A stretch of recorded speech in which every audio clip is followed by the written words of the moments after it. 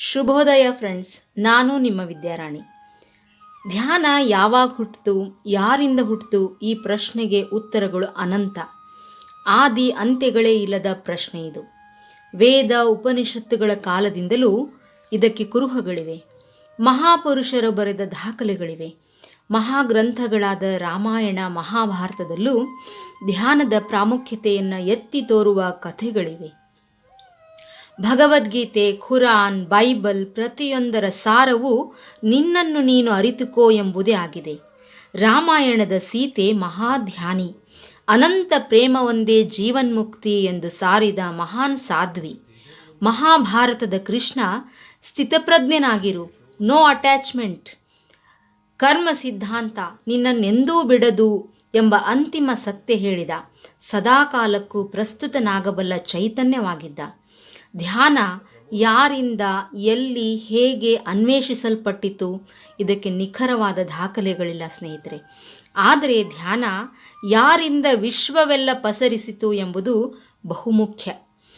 ಆಯಾ ಕಾಲಘಟ್ಟಗಳಲ್ಲಿ ಬೇರೆ ಬೇರೆ ದೇಶಗಳಲ್ಲಿ ಸಮಾಂತರವಾದ ಬೆಳವಣಿಗೆಗಳು ನಡೆದವು. ಹಾಗೆಯೇ ಅವಿಭಜಿತ ಭಾರತದಲ್ಲೂ ಭಗವಾನ್ ಬುದ್ಧರಿಂದ ಸುಮಾರು 2700 ವರ್ಷಗಳ ಹಿಂದೆ ಆನಾಪಾನಸತಿ ಧ್ಯಾನವನ್ನು ನೀಡಿದರು. ಅವರ ಜೀವನ ಪರ್ಯಂತ ಹಳ್ಳಿ ಹಳ್ಳಿಗೂ ನಡೆದು ಹೋಗಿ ಪ್ರತಿಯೊಬ್ಬರಿಗೂ ಧ್ಯಾನವನ್ನು ತಲುಪಿಸಿದರು. ಕಾಲಗರ್ಭದಲ್ಲಿ ಅದು ಮರೆಯಾಗಿ ಹೋಯಿತು. ಕೇವಲ ಕೆಲ ಸಾಧಕರ ಸ್ವತ್ತಾಗಿ ಉಳಿದು ಬಿಟ್ಟಿತ್ತು ಧ್ಯಾನ. ಧ್ಯಾನ ಪ್ರತಿಯೊಬ್ಬ ಮನುಷ್ಯನ ಅನಂತ ನಿಧಿ, ಅದು ಎಲ್ಲರಿಗೂ ನಿಲುಕಬಲ್ಲ ಸ್ವತ್ತು ಎಂಬುದನ್ನು ಈ ಕಾಲಘಟ್ಟದಲ್ಲಿ ಭಾರತಕ್ಕೆ ಪರಿಚಯಿಸಿದವರು ಬ್ರಹ್ಮರ್ಷಿ ಪಿತಾಮಹ ಸುಭಾಷ್ ಪತ್ರಿಜಿ. ಪತ್ರಿಜಿಯವರಿಂದ ಮೊದಲು ಧ್ಯಾನ ಪರಿಚಯವಾದದ್ದು, ಪ್ರಚಲಿತವಾದದ್ದು ಕರ್ನೂಲ್ನಲ್ಲಿ. ಅಲ್ಲಿಂದ ಅಖಂಡ ಆಂಧ್ರ ಪ್ರದೇಶದ ತುಂಬೆಲ್ಲ ಧ್ಯಾನ ಹರಡಿತು. ಕರ್ನಾಟಕದಲ್ಲಿ ಧ್ಯಾನ ಹೇಗೆ ಪ್ರಚಲಿತವಾಯಿತು ಮಾತ್ರವಲ್ಲ, ಪ್ರಜ್ವಲಿತವಾಯಿತು ಎಂಬುದು ತಿಳಿದುಕೊಳ್ಳಲೇಬೇಕಾದ ವಿಷಯ. ಪತ್ರಿಜಿಯವರಿಂದ ಮೊದಲು ಬಳ್ಳಾರಿಗೆ ಹಾಗೂ ಆಂಧ್ರ ಬಾರ್ಡರ್ಗೆ ಹೊಂದಿಕೊಂಡಿರುವ ಪ್ರದೇಶಗಳಲ್ಲಿ ಧ್ಯಾನ ಮೊದಲು ಪರಿಚಯವಾಯಿತು. ಆಗ ಸೋಷಿಯಲ್ ಮೀಡಿಯಾಗಳಿಲ್ಲ, ಟಿವಿ ಮಾಧ್ಯಮಗಳಿಲ್ಲ. ಏನಿದ್ರು ತಿಂಗಳು 2 ತಿಂಗಳಿಗೊಮ್ಮೆ ಪತ್ರಿಜಿಯವರೇ ಬಂದು ಲೈವ್ ಕ್ಲಾಸ್ ಮಾಡ್ತಿದ್ರು. ಆಗೆಲ್ಲ ನಡೆದ ಸಾಮೂಹಿಕ ಧ್ಯಾನಗಳು ಎಲ್ಲ ಹಂತದ ಜನರನ್ನು ಒಗ್ಗೂಡಿಸುವಲ್ಲಿ ಯಶಸ್ವಿಯಾದವು. ಇದರಲ್ಲಿ ಬ್ರಹ್ಮರ್ಷಿ ಪ್ರೇಮ್ನಾಥ್ ಸರ್ ಪಾತ್ರ ದೊಡ್ಡದಿದೆ. ಆಂಧ್ರದ ಆಧೋನಿಯವರಾದಂತಹ ಪ್ರೇಮ್ನಾಥ್ ಗುರುಗಳು ಪತ್ರಿಜಿಯವರಿಂದ ಧ್ಯಾನವನ್ನು ಕಲಿತ ಮೇಲೆ ಅವರನ್ನು ಬಳ್ಳಾರಿಗೆ ಮತ್ತೆ ಮತ್ತೆ ಕ್ಲಾಸ್ಗಳನ್ನು ಆರ್ಗನೈಸ್ ಮಾಡಿ ತುಂಬ ಸಲ ಕರೆದುಕೊಂಡು ಬಂದು ಬಳ್ಳಾರಿಯ ತುಂಬೆಲ್ಲ ಧ್ಯಾನ ಹರಡುವಂತೆ ಮಾಡಿದರು. ನಂತರ ಆ ಸಂಪೂರ್ಣ ಜವಾಬ್ದಾರಿಯನ್ನು ತಾವೇ ತಗೊಂಡು ಬಳ್ಳಾರಿಯಲ್ಲಿ ಪ್ರತಿನಿತ್ಯ 10 ಹಲವು ಕಾರ್ಯಕ್ರಮಗಳಾಗೋದಕ್ಕೆ ಪ್ರೇಮ್ನಾಥ್ ಸರ್ ಪ್ರೇರಣೆ ನೀಡಿದರು. ಇದು ಸಾಮಾನ್ಯ ಕೆಲಸವಲ್ಲ. ನಾನು ಕೂಡ ಬಳ್ಳಾರಿಗೆ 2 ಬಾರಿ ಹೋಗಿದ್ದೇನೆ. ಬಳ್ಳಾರಿಗರ ಧ್ಯಾನ ಪ್ರಜ್ಞೆ ನನ್ನನ್ನು ತುಂಬ ಆಕರ್ಷಿಸಿತು ಫ್ರೆಂಡ್ಸ್.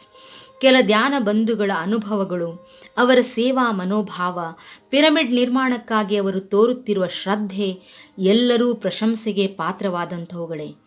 ಇದಕ್ಕೆಲ್ಲ ಮೂಲಭೂತ ಕಾರಣವೇನೆಂದರೆ ಬಳ್ಳಾರಿ ಕರ್ನಾಟಕಕ್ಕೆ ಸೇರಿದ್ದೇ ಆದರೂ ತೆಲುಗು ಭಾಷೆಯ ಪ್ರಭಾವವಿರುವ ಪ್ರದೇಶ. ಹೀಗಾಗಿ ಪತ್ರಿಜಿಯವರಾಗಲಿ, ಪ್ರೇಮ್ನಾಥ್ ಗುರುಗಳಾಗಲಿ ಹಾಗೂ ಆಂಧ್ರದ ತುಂಬೆಲ್ಲ ಹರಡಿರುವ ಧ್ಯಾನವಾಗಲಿ ಬಳ್ಳಾರಿಗೆ ತುಂಬ ವೇಗವಾಗಿ ಹರಡಿತು. ಆಂಧ್ರದವರ ಪರಿಶ್ರಮದ ಕಾವು ಪ್ರತಿನಿತ್ಯವೂ ಬಳ್ಳಾರಿಗೆ ತಾಕ್ತಾನೇ ಇತ್ತು. ಇವರಿಗೆ ಪತ್ರಿಜಿಯವರ ಆಶಯ ಧ್ಯಾನ ಪ್ರತಿ ಮನೆ ಮನಸ್ಸುಗಳನ್ನು ತಲುಪಬೇಕೆಂಬುದು ಬಳ್ಳಾರಿಯ ಜನರಿಗೆ ಮೂಲ ಮಂತ್ರವಾಯಿತು. ಅವರಿಗೆ ಧ್ಯಾನ ಸೇವೆ ಜೀವನದ ಪ್ರಥಮ ಪ್ರಾಶಸ್ತ್ಯ. ಯಾಕೆ ಬಳ್ಳಾರಿಗರಿಗೆ ಇಷ್ಟೊಂದು ಧ್ಯಾನ ಪ್ರಜ್ಞೆ ಎಂಬ ಪ್ರಶ್ನೆ ತುಂಬಾ ಕಾಡತೊಡಗಿತು. ಏಕೆಂದರೆ ಅವರು ತಮ್ಮ ಅನುಭವಗಳಿಂದ ಕಲಿತರು, ಬೇರೆಯವರ ಅನುಭವಗಳನ್ನು ನಂಬಿದರು. ಪ್ರತಿಯೊಬ್ಬ ಸಾಮಾನ್ಯನೂ ಕೂಡ ಪ್ರಯೋಗಕ್ಕೆ ನಿಂತರು. ಪತ್ರಿಜಿಯವರ ಮಾತೆಂದರೆ ವೇದವಾಕ್ಯ. ನಾವು ಒಂದು ತಂಡ ಕಟ್ಟಿಕೊಂಡು ಬಳ್ಳಾರಿಗೆ ಧ್ಯಾನ ಪ್ರವಾಸಕ್ಕಂತ ಹೋದ್ವಿ. ಅಲ್ಲಿ ಪ್ರತಿಯೊಬ್ಬರ ಅನುಭವಗಳು, ಅವರ ವಿಶಾಲ ಮನೋಭಾವ, ಪ್ರತಿ ಕೆಲಸವೂ ನನ್ನದೆನ್ನುವ ಜವಾಬ್ದಾರಿ ಎದ್ದು ಕಾಣ್ತಾ ಇತ್ತು ಫ್ರೆಂಡ್ಸ್. ಅವರೆಂದು ಇನ್ನೊಬ್ಬರಿಗೆ ತಮ್ಮನ್ನು ತಾವು ಹೋಲಿಸಿಕೊಂಡು ಕೂರುವವರೇ ಅಲ್ಲ. ವಿದ್ಯಾವಂತರು ಅವಿದ್ಯಾವಂತರು, ಬಡವ ಶ್ರೀಮಂತರೆಂಬ ತಾರತಮ್ಯವೇ ಇಲ್ಲ. ಗಂಟೆಗಟ್ಟಲೆ ಕಣ್ಮುಚ್ಚಿ ಧ್ಯಾನ ಮಾಡುವುದೊಂದೇ ಅವರ ಗುರಿ. ಎಂದಿಗೂ ನಿಲ್ಲದ ಮಂಡಲ ಧ್ಯಾನಗಳು ಬಳ್ಳಾರಿಯ ತುಂಬೆಲ್ಲ ಹರಡಿದವು.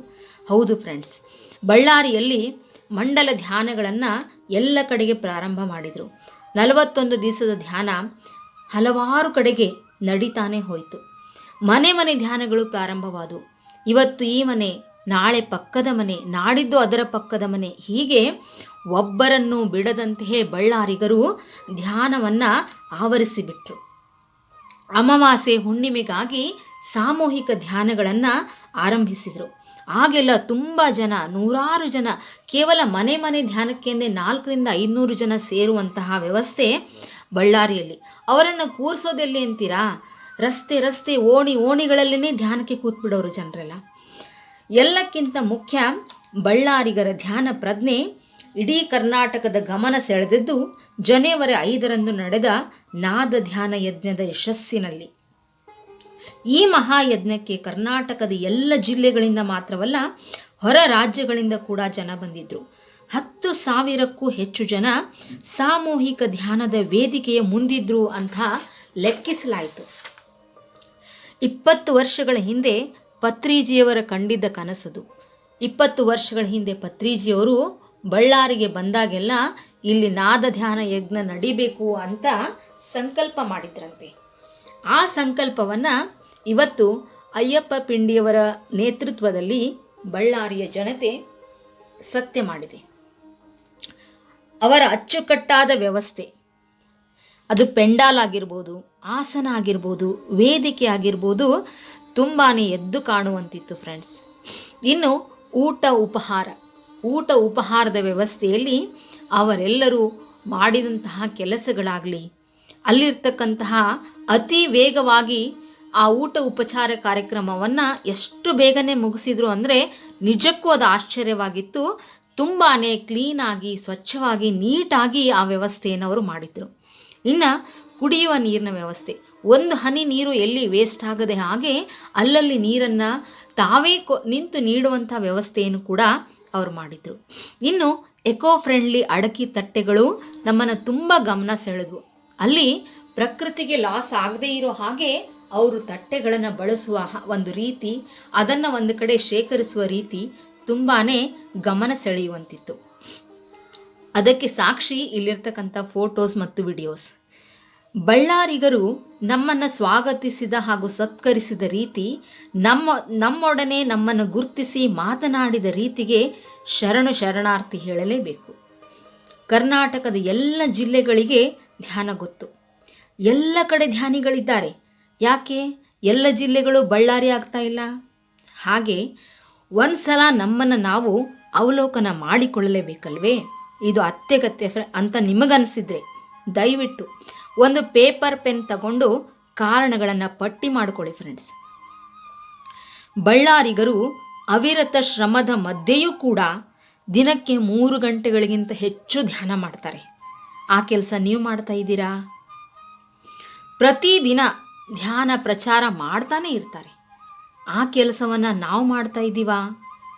ಮೇಲು ಕೀಳು ಜಾತಿಗಳ ಎಲ್ಲೆಗಳನ್ನು ಮೀರಿ ಮನೆ ಮನೆ ಧ್ಯಾನ ಕಾರ್ಯಕ್ರಮವನ್ನು ಅವರು ಮಾಡ್ತಾರೆ. ಆ ಕೆಲಸವನ್ನು ನಾವು ಮಾಡ್ತಾ ಇದ್ದೀವಾ? ಒಂದು ಸರ್ತಿ ಆಲೋಚನೆ ಮಾಡಿ. ನಾವು ಇಂದಿಗೂ ಕೂಡ ಆ ವಿಚಾರದಲ್ಲಿ ತುಂಬಾ ಹಿಂದೆ ಇದ್ದೀವಿ ಅಂತ ಅನಿಸಲ್ವಾ?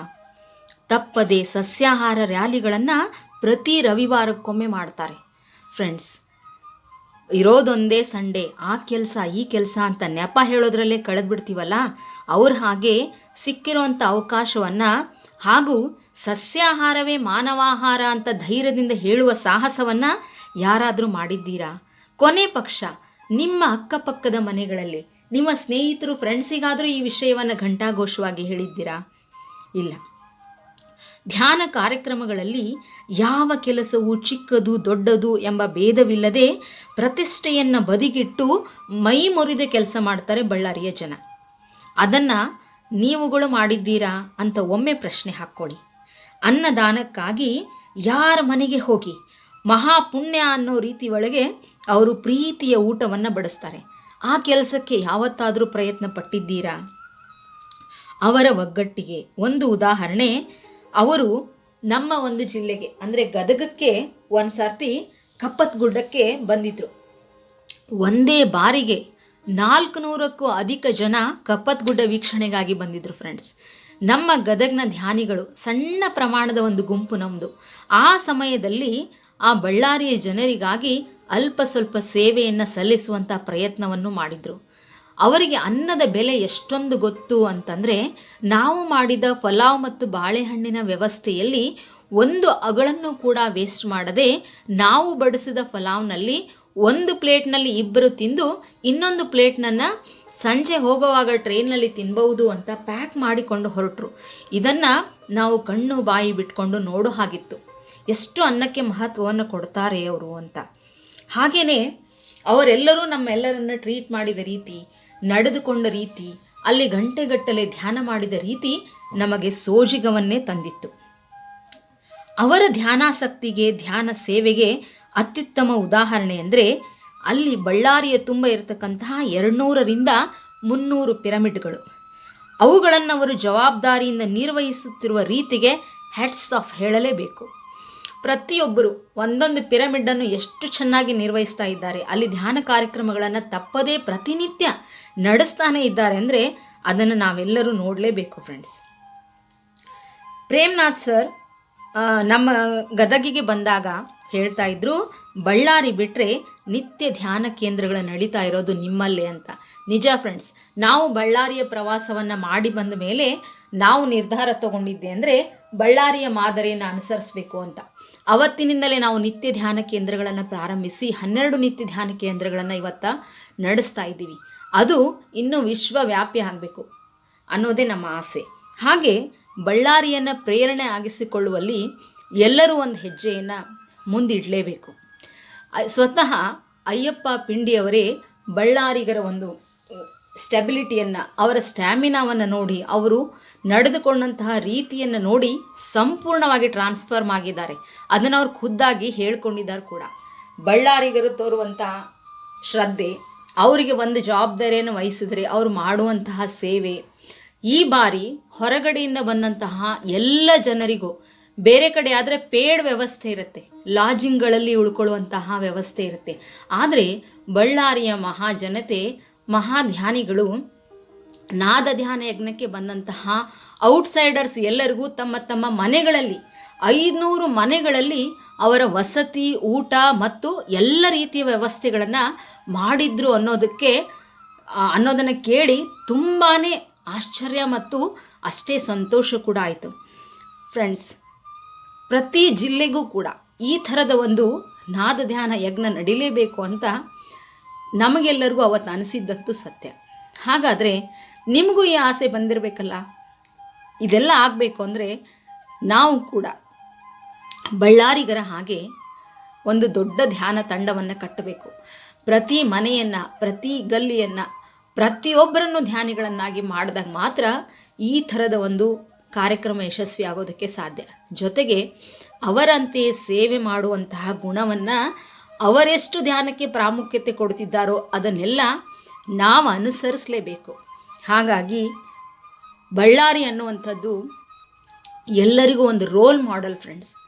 ಇವತ್ತಿನಿಂದಲೇ ಒಂದಷ್ಟು ನಿರ್ಧಾರಗಳನ್ನು ತೆಗೆದುಕೊಳ್ಳಲೇಬೇಕು. ನಾವು ಗಟ್ಟಿ ಮನಸ್ಸನ್ನು ಮಾಡಿ ಒಂದು ಹೆಜ್ಜೆಯನ್ನು ಮುಂದಿಡಿ. ನಿಮಗೆ ಎಷ್ಟು ಸಾಧ್ಯವೋ, ಯಾವ ರೀತಿ ಸಾಧ್ಯವೋ ಧ್ಯಾನ ಪ್ರಚಾರ ಮಾಡಿ. ಪ್ರತಿದಿನ ಸಾಕಷ್ಟು ಯೂಟ್ಯೂಬ್ ವಿಡಿಯೋಗಳಿವೆ, ಸಾಕಷ್ಟು ರಿಸೋರ್ಸ್ ಇದೆ, ಅದನ್ನು ಅವರಿಗೆ ತಲುಪಿಸಿ ಧ್ಯಾನ ಪ್ರಚಾರ ಮಾಡಿ. ನಾವಷ್ಟೇ ಧ್ಯಾನ ಮಾಡಿದರೆ ಸಾಲದು, ಧ್ಯಾನವನ್ನು ಪ್ರತಿ ಮನೆಗೂ, ಪ್ರತಿ ಮನಸ್ಸುಗಳಿಗೂ ಹರಡ್ತೀನಿ ಅಂತ ಸಂಕಲ್ಪ ಮಾಡಿಕೊಳ್ಳಿ. ಹಾಗೆಯೇ ಒಂದು ದೃಢ ಸಂಕಲ್ಪ ಏನು ಬೇಕಾದರೂ ಕೂಡ ಸಾಧನೆ ಮಾಡಬಲ್ಲದು. ನಮ್ಮದೇ ಆದಂತಹ ಒಂದಷ್ಟು ನಿರ್ಧಾರಗಳನ್ನು ತೆಗೆದುಕೊಳ್ಳಲೇಬೇಕು. ಬಳ್ಳಾರಿಗರು ಪಿರಮಿಡ್ ಕಟ್ಟುವಲ್ಲಿ ಉಪಯೋಗಿಸಿದ ಶ್ರದ್ಧೆಯನ್ನು, ಅವರು ಸೆರಗೊಡ್ಡಿ ಭಿಕ್ಷೆ ಬೇಡದ ರೀತಿಯನ್ನು ನಾವು ಕಣ್ಣಾರೆ ನೋಡಿದ್ದೀವಿ. ಆ ಮಟ್ಟಕ್ಕೆ ನಾವು ಕೂಡ ತಯಾರಾಗಲೇಬೇಕಲ್ವೇ ಫ್ರೆಂಡ್ಸ್. ಇವತ್ತಿನ ಈ ನನ್ನ ಮಾಹಿತಿ ನಿಮ್ಗೆ ಇಷ್ಟವಾಗಿದ್ದಲ್ಲಿ ನನ್ನ ಚಾನಲ್ ಧ್ಯಾನಾಮೃತವನ್ನು ಸಬ್ಸ್ಕ್ರೈಬ್ ಮಾಡಿ, ಹಾಗೂ ಈ ವಿಡಿಯೋಗೊಂದು ಲೈಕ್ ಕೊಡಿ, ನಿಮ್ಮ ಫ್ರೆಂಡ್ಸ್ ಮತ್ತು ರಿಲೇಟಿವ್ಸ್ಗೆ ಶೇರ್ ಮಾಡಿ ಫ್ರೆಂಡ್ಸ್. ನಾವು ಧ್ಯಾನಿಗಳು ನಿಜ, ನಮಗೆ ಒಂದು ಜವಾಬ್ದಾರಿ ಇದೆ. ಅದೇನಪ್ಪ ಅಂದರೆ ಪತ್ರಿಜಿಯವರ ಸಂಕಲ್ಪವನ್ನು ನಿಜ ಮಾಡಬೇಕು ಅನ್ನುವಂಥದ್ದು. ಹಾಗಾಗಿ ಇದಕ್ಕೆ ಎಲ್ಲರೂ ಬದ್ಧರಾಗೋಣ ಅಂತ ಹೇಳ್ತಾ ನಿಮಗೆಲ್ಲರಿಗೂ ಥ್ಯಾಂಕ್ ಯು ಫ್ರೆಂಡ್ಸ್. ಶುಭ ದಿನ.